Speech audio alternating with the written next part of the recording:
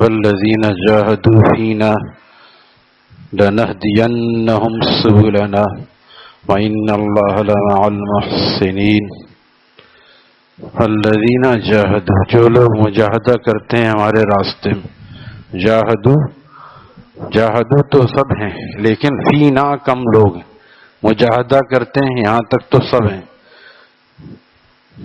دنیا ایک کفر صرف محنت کر رہی ہے دنیا کے پیچھے، اتنی محنت کی کہ دنیا کو چاند پہ پہنچا دیا، مٹی پہ اتنی محنت کی کہ عالی شان مکانات 100 منزلہ تک بنا دیے دبئی وغیرہ میں، ابھی سعودی عرب میں اس سے اونچی عمارت بن رہی ہے۔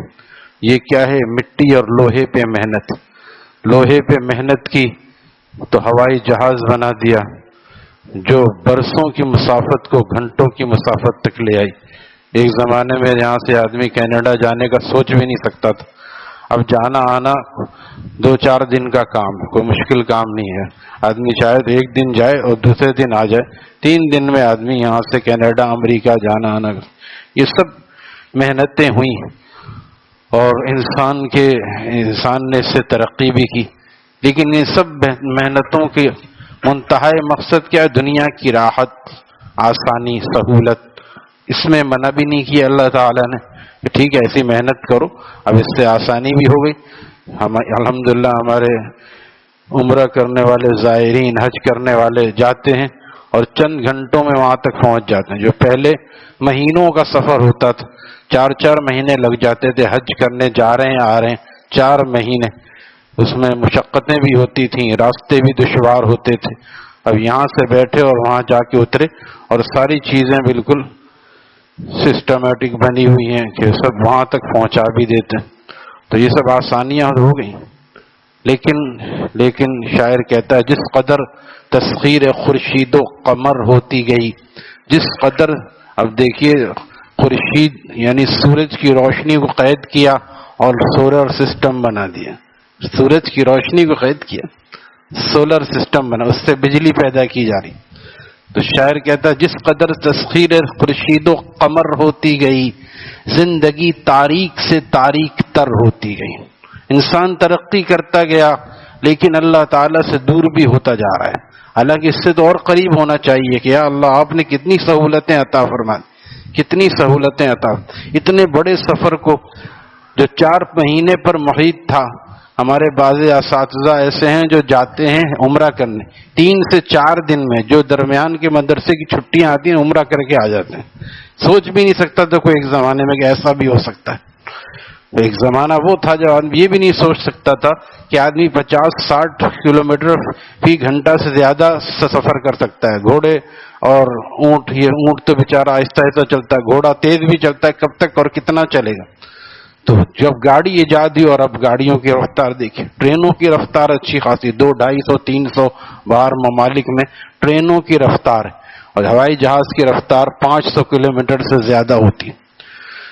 یہ سب ترقیات مبارک، مگر انسان ابھی تک اپنے آپ کو بقول جگر مراد آبادی نہیں جاتی کہاں تک فکر انسانی نہیں جاتی، نہیں جاتی کہاں تک عقل انسانی نہیں جاتی، مگر اپنی ہی صورت آپ پہچانی نہیں جاتی۔ ہمیں کس لیے بنایا گیا؟ ہمیں اسی کام کے لیے بنایا گیا، گدھے کی طرح لگ کے دنیا کو خوب عروج پر لے جاؤ۔ یہ قومیں فخر کرتی، کیا فخر کرتی؟ چاند پہ پہنچ گئے، چاند کے بنانے والے کو نہیں پہچانا۔ محنتوں کی محنتوں کا سارا رخ دنیا کی طرف، دنیا اور اچھی ہو جائے اور اچھی ہو جائے۔ فائدہ اٹھانے والے بھی یہ شکر ادا نہیں کرتے اللہ تعالیٰ نے کتنی آسانی کر دی، بجلی آ گئی، ورنہ ایک زمانے میں بجلی کس چڑیا کا نام تھا لوگوں کو پتہ بھی نہیں۔ اب بیٹھے پہلے پنکھا چلاتے ہیں پھر بیٹھتے ہیں، اور جن کو اللہ نے اور دیا وہ اے سی میں رہتے ہیں، سوتے ہیں۔ کتنی آسانی ہے اس میں، جتنا اللہ کا شکر ادا کیا جائے کم۔ اے سی بھی اللہ کی نعمت ہے، بجلی بھی اللہ کی نعمت، اس کو اگر نعمت سمجھا جائے یہ سب اللہ کے قرب کا ذریعہ بن جائے۔ اسی نیت کو درست کرنے کا نام یہ والذین جاہدوا فینا لنہدینہم سبلنا۔ اگر ہم تھوڑی سی نیتوں کو درست کر لیں اور اپنے رخ کو درست کر لیں۔ ہر آدمی صبح کو کمانے کے لیے نکلتا ہے، کوئی کاروبار، کوئی مزدوری، کوئی کسی بھی، ہر آدمی آج کل الگ الگ الگ الگ پیشے ہیں. تو ہر آدمی یہ سوچ کے نکلے کہ میں حلال روزگار کمانے کے لیے اس لیے جا رہا ہوں تاکہ میرے بیوی بچوں کا پیٹ حلال طریقے سے پلے اور میں حرام سے بچوں. یہ رزق حلال کا کمانا عبادت ہے. عبادت ہے، اتنی بڑی عبادت ہے کہ اگر ایسا آدمی وہاں پہنچ گیا آفس میں اور وہ نفل پڑھنے لگا تو اس کو ایسے موقع میں نفل نہیں پڑھنا چاہیے، بلکہ اپنے مقام پر، جس کو آج کے عرف میں کہتے ہیں اسٹیشن پر موجود رہے. ہو سکتا ہے کوئی کام بھی اس وقت میں آ جائے. اب آفیسر یا سیٹ آ گئے اور انہوں نے کہا کہ ارے بھی فلانا کہاں ہے، فلانے صاحب تو اشراق پڑھ رہے ہیں. میں نے خود یہ مسئلہ مفتی عبدالرؤف سکروی صاحب دامت برکاتہم سے معلوم کیا. ہمارے فیکٹری کے بعض لوگ جو ہیں وہ پوچھنے لگے، قریب میں فیکٹری تھی، کہ تو پوچھنے لگے کہ ہم یہاں پہ آتے ہیں، صبح میں کوئی بھی نہیں ہوتا، ہماری ڈیوٹی جلدی ہے، سیٹ بھی نہیں ہوتے، ملازمین بھی اکثر افسران بھی دیر سے آتے ہیں، تو آ کے اگر ہم اشراق پڑھ لیں یہاں پہ تو کیسا ہے؟ میں نے کہا ابھی میں اپنے بڑوں سے پوچھ کے بتاتا ہوں.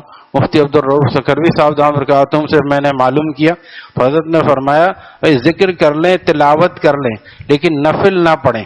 ایک تو بات حضرت نے یہ فرمائی کہ وہ تو خود جو رزق حلال کما رہے ہیں ثواب میں ہیں، ایک ثواب میں ہے تو اس میں دوسرے ثواب کو داخل کرنا کوئی ضروری نہیں. ان کو جو یہ رزق حلال کما رہے ہیں، اپنی اسٹیشن پر موجود ہیں، کام صحیح سے کر رہے ہیں، یہ رزق حلال کا بھی ان کو ثواب ملے گا. دوسرے یہ کہ اگر یہ نماز پڑھنے لگے، اتنے میں سیٹ آ گیا یا سیٹ کا فون آ گیا یا کوئی کام بھی ایسا آ گیا اور نماز آدمی فوراً توڑتا نہیں ہے، 2-4 منٹ اس میں لگ جاتے ہیں، یہ پھر وہ اس میں رکاوٹ ہوگی.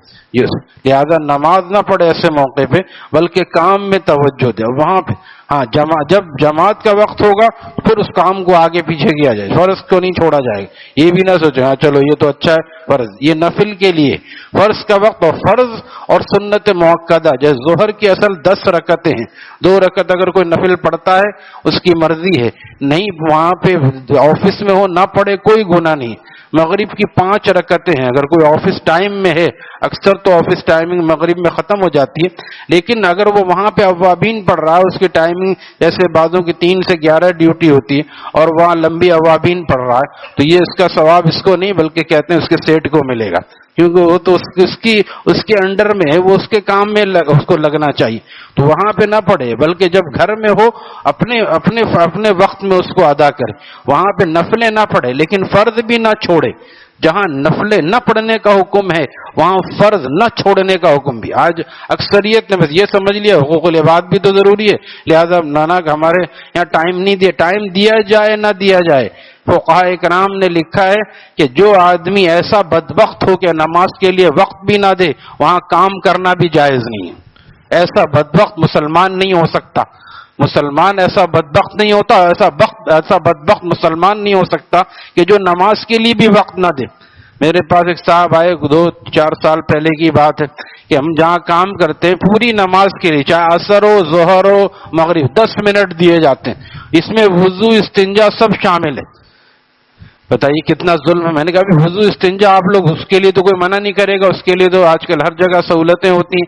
وہ استنجا وضو آپ لوگ پہلے سے کر کے رہیں، اور عصر اور مغرب تو پھر بھی 10 منٹ میں ہو سکتی ہے، ظہر میں کچھ آگے پیچھے ہوگا، لیکن یہ سمجھ لیں فرض تو پڑھنی پڑے گی. فرض اور سنت موقدہ. سنت موقدہ اگر 10 منٹ ہے تو آدمی 5 منٹ پہلے پہنچ گیا، 7 منٹ میں امام صاحب نماز پڑھاتے ہیں، 15 منٹ ہو گئے، 5 منٹ کا مسئلہ رہا. لیکن یہ ضروری ہے، اس لیے اس میں اس کی نافرمانی نہیں کہلائی. فرائض و واجبات میں کسی کی بھی اجازت کی ضرورت نہیں ہے. یہ سمجھ ٹرین میں بھی نماز پڑھے گا آدمی، چاہے راستہ رکے گا کوئی بات نہیں، 2 منٹ ادھر کھڑا رہے گا، اس کو انتقال نہیں ہو جائے گا. لیکن نفل کے لیے نہیں کہ نفل کے لیے آپ نے ٹرین میں جگہ جہاں نماز بچھائی اور لوگ پریشان ہو رہے ہیں، نفل ایسے وقت میں مؤخر کر دیں گے، اس کو گھر میں جا کے پڑھیں گے. تو یہ سب مسائل کو سمجھنے سے دین آسان ہو جاتا ہے، اور یہی کام جس کو روزگار کمانا آدمی کہتا ہے، یہی ثواب اور قرب الہی کا ذریعہ بن سکتا ہے. اللہ تعالی ہمیں اپنی نیتوں کو درست کرنے کی توفیق عطا فرمائے. الحمدللہ.